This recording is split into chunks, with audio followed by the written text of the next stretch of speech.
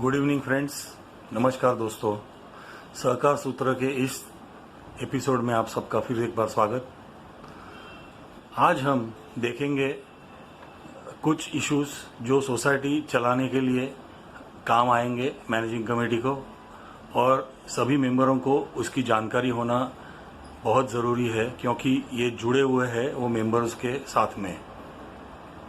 Friends, today we will have a look at the issue of active and non-active members of a cooperative housing society.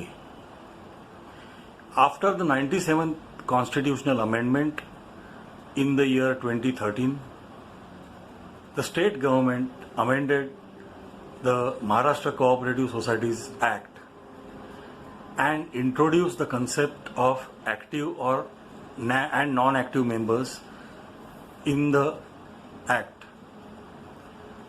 2013 में राज्य सरकार ने Maharashtra state cooperative act को amend किया और active और non active member का concept उसमें इंट्रोड्यूस किया। इस कंसेप्ट के पीछे जो विचार था वो ये था कि ज़्यादा से ज़्यादा लोगों ने सोसाइटी के कामकाज में इंटरेस्ट लेना चाहिए और अपना योगदान सोसाइटी चलाने में आगे आके देना चाहिए। ये नॉन एक्टिव और एक्टिव मेंबर्स का जो कंसेप्ट है उसमें एक्टिव मेंबर कौन होता है, तो एक्टिव मेंबर वो आदमी होता है जिसने एक सोसाइटी का फ्लैट खरीदा हो, means he should be A member of the society. दूसरा, गत 5 साल में उसने कम से कम 1 साल एनुअल जनरल मीटिंग अटेंड की हो। सोसाइटी की जो एजीएम होती है वो गत 5 साल में कम से कम 1 बार उसने अटेंड की हो। दूसरा, गत 5 साल में कम से कम 3 साल तक उसने सोसाइटी के सारे ड्यूज समय पे भरे हो और वो डिफॉल्टर ना हो। तो ये एक्टिव मेंबर होने के लिए ये पहलू बहुत जरूरी होते हैं। अगर ये पहलू में कोई चूक गया तो उसे नॉन एक्टिव मेंबर करार दिया जाता है और ऐसे नॉन एक्टिव मेंबर को उसका वोटिंग राइट जो होता है वो उससे छीन लिया जाता है जब तक वो नॉन एक्टिव मेंबर है, और उसे सोसाइटी की जनरल बॉडी मीटिंग भी अटेंड करने को मनाही की जाती है। A non active member is not allowed to attend society general body meetings, neither he is allowed to vote. मगर ऐसे नॉन एक्टिव मेंबर ने अगर समझो वो डिफॉल्टर है और उसने आके सोसाइटी के पैसे भर दिए या तो उसने एजीएम में अपना अटेंडेंस दे दिया, तो वो वापस एक्टिव मेंबर हो सकता है। अभी लोगों को मालूम कैसे पड़ेगा ये मेंबर एक्टिव है कि नॉन एक्टिव है? तो बायलॉज ये बताते हैं कि सेक्रेटरी ने हर साल एजीएम में जो मेंबर प्रेजेंट है और जो मेंबर एब्सेंट है उसकी सूची पढ़ के लोगों को सुनानी चाहिए, और हर साल 31 मार्च के बाद में अप्रैल के पहले हफ्ते में secretary of the society should notify such non active members that they are on the verge of being declared as a non-active member. So if they want, they should come ahead and make amends. Secretary ने अप्रैल के पहले हफ्ते में ऐसे non active member जो बनने वाले हैं उनको लिखित स्वरूप में एक पत्र भेज के बोलना चाहिए कि आप नॉन एक्टिव मेंबर्स ये कारण से बनने वाले हो, तो आपको अगर एक्टिव मेंबर रहना है तो आप आगे आइए और ये जो कारण है उसे दूर करिए। दूसरी बात जो मेंबर्स काफी बार पूछते हैं कि हमें सोसाइटी के पास जाके रिकॉर्ड्स कुछ चाहिए तो सोसाइटी देती नहीं है। तो जैसे मैंने पिछले एक किस्त में बताया था, अंडर सेक्शन 32 आप सोसाइटी के सेक्रेटरी को लिखित आवेदन दे सकते हो, निवेदन दे सकते हो कि हमें ये जानकारी चाहिए, और वो जानकारी 15 दिन के अंदर सोसाइटी के सेक्रेटरी ने अंडर सेक्शन 32 आपको देना जरूरी है। उसके लिए काफी बार कुछ सोसाइटियां चार्जेस लेती है, तो उसके लिए भी वो चार्जेस तय किए गए हैं। मैं आपको बताता हूं, अगर आप लोगों ने सर्टिफाइड कॉपी ऑफ बायलॉ मांगी तो 5 रुपया पर पेज बायलॉज के बारे में कुछ अमेंडमेंट की होगी, उसके बारे में कुछ जानकारी मांगी तो फिर से 5 रुपया पर पेज। बैलेंस शीट की ऑडिटेड कॉपी, एनुअल रिपोर्ट की ऑडिटेड कॉपी 10 रुपया पर पेज। शेयर सर्टिफिकेट आपका गुम हो गया हो तो उसकी एक प्रोसीजर होती है डुप्लीकेट शेयर सर्टिफिकेट इशू करने के लिए, उसके लिए 100 रुपया डुप्लीकेट शेयर सर्टिफिकेट का फी आपको भरना पड़ता है। जो लिस्ट ऑफ मेंबर्स चाहते हैं, एक्टिव मेंबर कौन है, नॉन एक्टिव मेंबर कौन है, तो वो लिस्ट अगर आपको चाहिए तो उसके लिए भी 10 रुपया पर पेज आपको भरना पड़ेगा। और मैनेजिंग कमेटी होए या एजीएम होए, उसके मिनट्स की अगर एक बार कॉपी आपको बांट दी गई है, आपको और एक एक्स्ट्रा कॉपी अगर चाहिए तो उसके लिए भी 10 रुपया पर पेज आपको भरना पड़ेगा। अभी हम चलते हैं तीसरे पायदान पर। दोस्तों, और एक सवाल जो हमेशा मुझे पूछा जाता है कि हमारे सोसाइटी में मुझे अगर कमर्शियल यूज करना है मेरे फ्लैट का, व्यावसायिक उपयोग करना है मेरे फ्लैट का, तो मैं कर सकता हूं कि नहीं? तो उसका आंसर है यस, उसका उत्तर है हाँ। आप अपने फ्लैट का व्यावसायिक यूज, कमर्शियल यूज कर सकते हो। आप अगर डॉक्टर हो तो आप आपके फ्लैट में डिस्पेंसरी खोल सकते हो, कंसल्टिंग रूम खोल सकते हो, नर्सिंग रूम खोल सकते हो।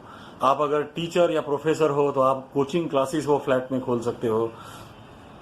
अगर आप हाउस वाइफ हो और घर से कुछ काम करना चाहती हो, तो आप क्रेच अगर चलाना चाहती हो छोटे बच्चों के लिए, तो आपका फ्लैट का इस्तेमाल वो क्रेच के लिए भी आप कर सकती हो। और अगर आपको ब्यूटी पार्लर चलाना है तो आप अपने फ्लैट में ब्यूटी पार्लर भी चला सकते हो। इसमें एक ही चीज का ख्याल आपको रखना पड़ेगा कि सोसाइटी के कोई भी नियम का आप उल्लंघन नहीं करेंगे और आपके जो नेबर्स है उनको किसी भी तरह की परेशानी होगी ऐसा बर्ताव आप नहीं करोगे। पर आप कमर्शियल यूज जरूर कर सकते हो। और एक चीज जो लोग हमेशा पूछना चाहते हैं और जिसके लिए सोसाइटियों में झगड़े भी हुए हैं, पीपल आस्क, हम पेट्स पाल सकते हैं कि नहीं हमारे घर पे? चाहे वो कुत्ता, डॉगी बोलना चाहिए उसे, कुत्ता नहीं बोला जाता आजकल, और बिल्ली है, कैट्स, या तो कोई पंछी है, पैरट, पोपट, ऐसे, तो हम उसे घर पे रख सकते हैं कि नहीं? Can we keep pets in our house? तो उसका आंसर है कि सोसाइटी के सेक्रेटरी की परमिशन लिए बगैर आप अपने घर में पेट्स नहीं रख सकते।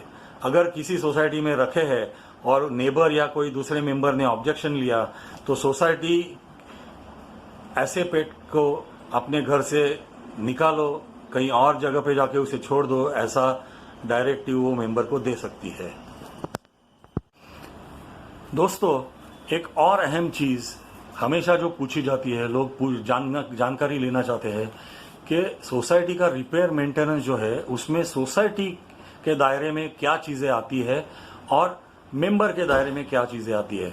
तो बायलॉ नंबर 160 के तहत सोसाइटी के सारे internal roads, compound walls, external water pipes, water pumps, water tanks underground as well as on top of the terrace, सारी ड्रेनेज लाइंस, सारे सेप्टिक टैंक्स, सारे स्टेयरकेस के लाइट्स, सारी स्टेयरकेस की मरम्मत, स्ट्रीट लाइट्स सोसाइटी के कंपाउंड के अंदर जो भी है, फिर बिल्डिंगों की भी बाहर का हिस्सा, उसकी जो वॉल होती है उसका outside portion of the walls of all the buildings of the society के सारे एक्सटर्नल लीकेजेस, मतलब बाहर के साइड से जब अंदर पानी आता है और लीकेज जो होता है, तो all external leakages of the society.